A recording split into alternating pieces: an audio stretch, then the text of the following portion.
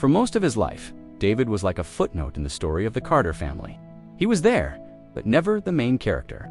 He was blood, but his skin was darker, his accent thicker, and his presence always felt a little out of place in a family that valued looking perfect. At holidays, he got the late invite and the seat at the far end of the table. At celebrations, he clapped from the back row. When family success stories were told, his name was never mentioned, even though he'd worked just as hard as anyone else. No one ever said he didn't belong. They just acted like belonging came in different levels, and he was on the lowest one. Then crisis struck. The family patriarch, Robert Carter, had a massive stroke. Suddenly, the family's polished image shattered. Panic set in. Relatives who usually avoided each other were now gathered, voices raised, pointing fingers, and passing responsibility around like a hot potato. The hospital was confusing, the bills were piling up, and they quickly realized that love alone doesn't get you through an emergency.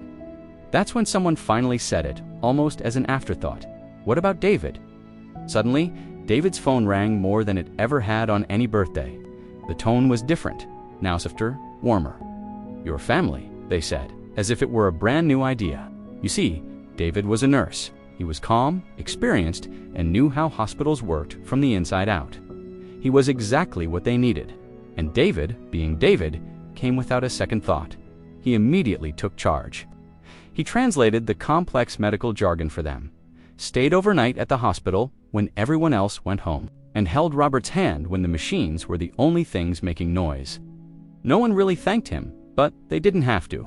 His usefulness was suddenly more valuable than their affection ever had been. The same relatives who once made fun of his grammar now hung on his every word. They waited for his approval before making any decisions. In this crisis, he wasn't too different anymore. He was essential. One night, exhausted, David overheard his aunt whisper to someone, "I don't know what we'd do without him. He really is one of us." The words didn't feel like a compliment. They just revealed a painful truth. Asterisk really is asterisk, as if it had ever been a question. When Robert passed away, the crisis ended, but a new discomfort began. The family didn't know what to do with David now. He had seen their panic, their flaws. He had mattered too much to be pushed back to the sidelines. At the funeral planning, someone suggested David handle the behind-the-scenes logistics. For the first time, David shook his head. "I'll stand with the family," he said, his voice calm but firm. And for the first time, no one argued. Later, as the house emptied out, an uncle tried to thank him, awkwardly suggesting they should get together more often. David just smiled politely. "You don't have to remember me only when things fall apart," he said gently. "I was always here." He understood that some families don't reject you, they just put you on a shelf until they need you. But he also understood that his worth didn't come from being needed in an emergency. It came from always being enough on his own. And back in that house, the Carter family was left with a quiet, lingering truth.